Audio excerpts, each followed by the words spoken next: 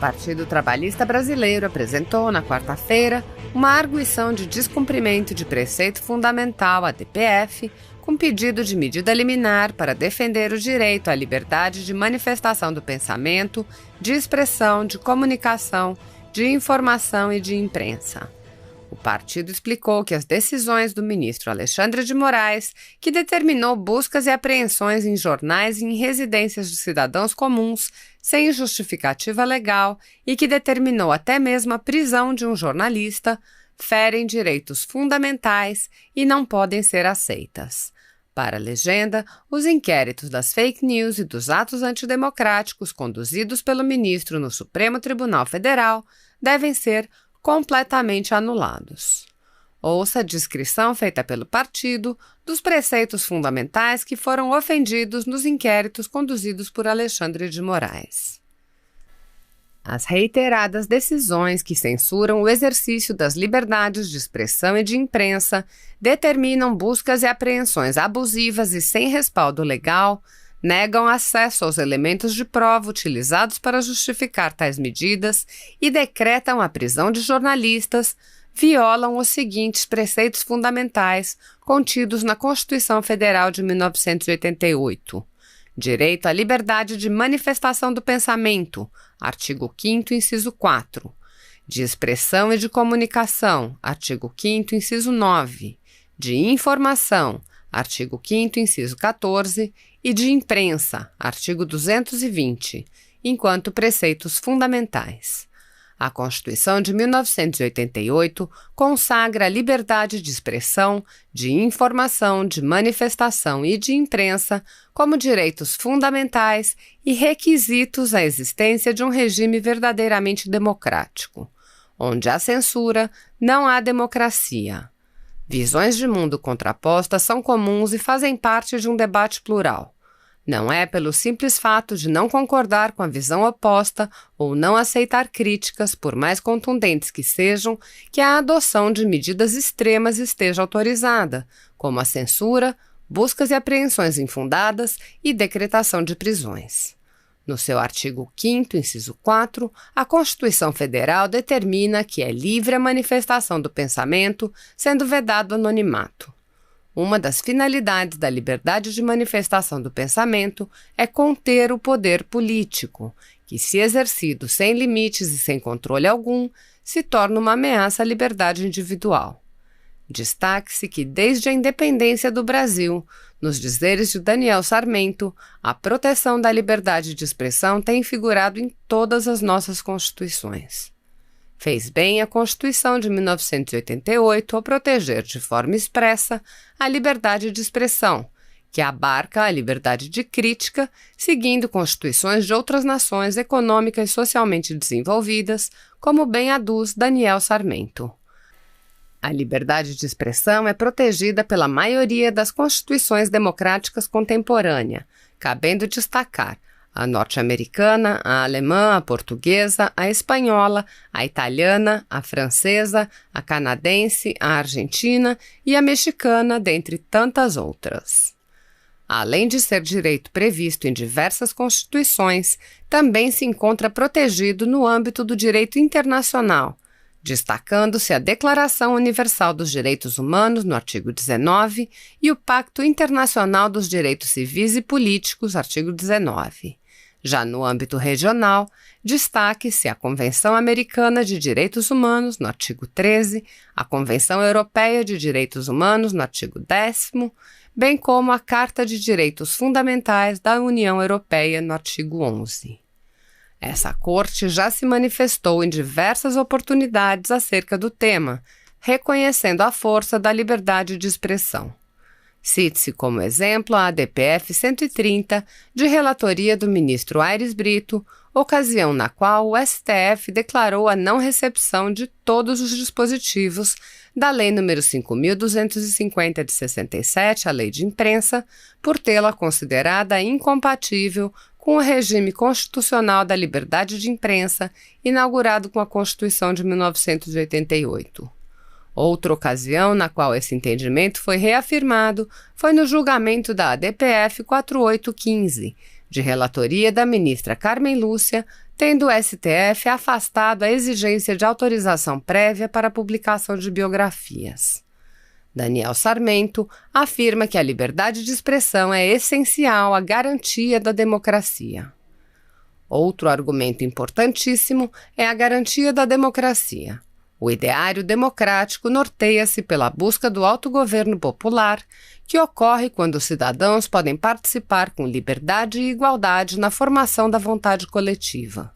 Para que esta participação seja efetiva e consciente, as pessoas devem ter amplo acesso a informações e a pontos de vista diversificados sobre temas de interesse público, a fim de que possam formar as suas próprias opiniões. Ademais, elas devem ter a possibilidade de tentar influenciar com suas ideias os pensamentos dos seus concidadãos. Por isso, a realização da democracia pressupõe um espaço público aberto, plural e dinâmico, onde haja o livre confronto de ideias, o que só é possível mediante a garantia da liberdade de expressão. A construção de um espaço de debate plural, essencial em uma democracia, impõe a liberdade de expressão. Tanto a manifestação do pensamento como a divulgação de fatos são abarcadas pela liberdade de expressão. Continua Daniel Sarmento e assevera que todo e qualquer conteúdo de mensagem encontra-se prima facie salvaguardado constitucionalmente, por mais impopular que seja. Aliás, um dos campos em que é mais necessária a liberdade de expressão é exatamente na defesa do direito à manifestação de ideias impopulares, tidas como incorretas ou até perigosas pelas maiorias, pois é justamente nestes casos em que ocorre o maior risco de imposição de restrições, como assentou com propriedade o STF no julgamento da ADPF 187, que versou sobre a chamada Marcha da Maconha. Por mais impopular que seja a mensagem, estará ela abarcada pela liberdade de expressão. Não cabe ao Estado ou a quem quer que seja censurar mensagens, por mais polêmicas e críticas que sejam. Portanto, uma sociedade democrática tem como um dos seus pilares a liberdade de expressão, sendo a sua garantia indispensável para o seu bom funcionamento, consolidação e desenvolvimento. Qualquer tentativa de violar esse direito deve ser imediatamente rechaçada. Já a dimensão objetiva da liberdade de expressão deriva do reconhecimento de que, além de direito individual, ela acolhe um valor extremamente importante para o funcionamento das sociedades democráticas, que deve ser devidamente protegido e promovido. Esse valor deve se irradiar por todo o ordenamento jurídico, guiando os processos de interpretação e aplicação das normas jurídicas em geral. Ademais, da dimensão objetiva decorre também o dever do Estado de criar organizações e procedimentos que deem amparo ao livre exercício de tal direito fundamental. Já no seu artigo 5º, inciso 9º, a Constituição de 1988 prevê que é livre a expressão da atividade intelectual, artística, científica e de comunicação, independentemente de censura ou licença. Aqui, é possível observar que o Constituinte teve como objetivo alargar ao máximo o raio da proteção da liberdade de expressão, como afirma Daniel Sarmento. Os termos empregados pelo Constituinte tiveram o propósito de alargar ao máximo o raio da proteção da liberdade de expressão. Com efeito, ainda que se possa estabelecer definições mais ou menos restritas para o que seja atividade artística ou científica, as expressões atividade intelectual e de comunicação são amplas o suficiente para abarcarem sob o pálio do direito fundamental em análise todo tipo de manifestação de ideias, opiniões ou sentimentos e ainda a transmissão de informações sobre qualquer tema ou assunto. Outra questão veiculada por esse dispositivo é a vedação de censura. Trata-se de um dos aspectos centrais da liberdade de expressão, sendo comum que em regimes autoritários ocorra a censura de ideias e informações que não convenham aos governantes. Mas a censura não se restringe a regimes autoritários, podendo ser utilizada como instrumento das maiorias ou dos que estão em posição de vantagem política, econômica ou jurídica para manter o status quo ou calar os seus críticos. Segundo Daniel Sarmento, o Constituinte brasileiro foi muito firme nesta matéria ao proibir peremptoriamente a censura. No presente caso, ficam evidenciados reiterados casos de censura prévia e posterior, tendo sido adotadas medidas desproporcionais, como a censura, buscas e apreensões e até mesmo decretação de prisões. A censura, em sentido mais amplo, vai além da censura prévia, abrangendo também a censura que ocorre após a manifestação. Em se tratando de ofensa à honra, imagem, dignidade ou até mesmo em casos de prática de condutas passíveis de penalização penal, devem ser utilizados os instrumentos constitucionalmente previstos para a correção de ilicitudes, não cabendo ao próprio Supremo Tribunal Federal, de acordo com o que lhe convém, decidir quais medidas serão tomadas, por mais desproporcionais, abusivas e inconstitucionais que sejam. A Constituição de 1988 inovou, positivando o direito fundamental ao acesso à informação.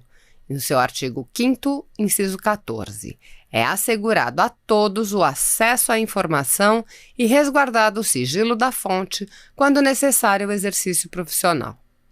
Com isso, o direito de se informar ganha proteção constitucional, direito fortemente conectado ao direito à liberdade de expressão, de manifestação, de comunicação, ao direito de se informar, previstos nos incisos 4 e 9, também do artigo 5º.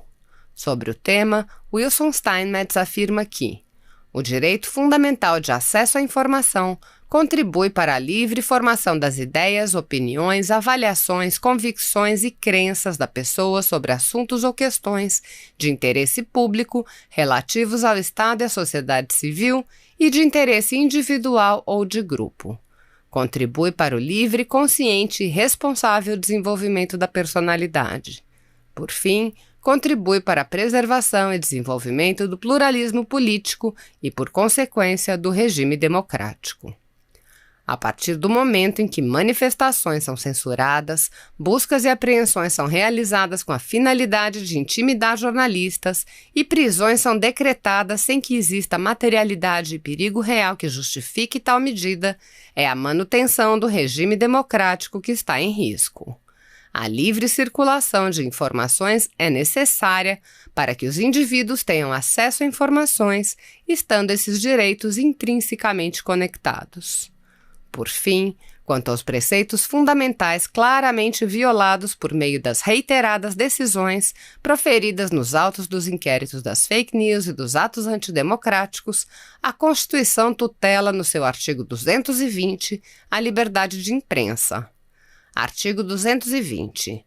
A manifestação do pensamento, a criação, a expressão e a informação, sob qualquer forma, processo ou veículo, não sofrerão qualquer restrição, observado o disposto nesta Constituição. Parágrafo 1º. Nenhuma lei conterá dispositivo que possa constituir embaraço à plena liberdade de informação jornalística em qualquer veículo de comunicação social, observado o disposto no artigo 5º, incisos 4, 5, 10, 13 e 14. Parágrafo 2º. É vedada toda e qualquer censura de natureza política, ideológica e artística. Parágrafo 6º. A publicação de veículo impresso de comunicação independe de licença de autoridade. Os meios de comunicação social exercem uma função de controle permanente sobre o governo, os governantes e os detentores de poder social, inclusive os membros do Poder Judiciário, que na atualidade exercem um intenso papel de controle político. É por meio da informação que abusos são expostos, tornando-se passíveis de crítica pelo público. Ainda são as informações que os meios de comunicação social fornecem aos indivíduos, apresentando-lhes pontos de vista distintos que possibilitam a construção de uma massa crítica apta a participar dos debates políticos. Nos dizeres de Daniel Sarmento, não há melhor maneira de combater o vício do que expô-lo aos olhos do público. Daí a importância da liberdade de informação jornalística para o enfrentamento dos males que afligem a sociedade. Ademais, essa liberdade propicia ao cidadão o conhecimento de fatos e versões que são importantes para que ele possa formar as suas próprias convicções sobre os temas mais variados. Cercear o exercício desse conjunto de direitos fundamentais consagrados como preceitos fundamentais é inconstitucional, devendo todos os atos que tenham como finalidade limitar a liberdade de expressão e de imprensa, bem como seus corolários, ser declarados nulos por afronta direta ao texto da Constituição de 1988.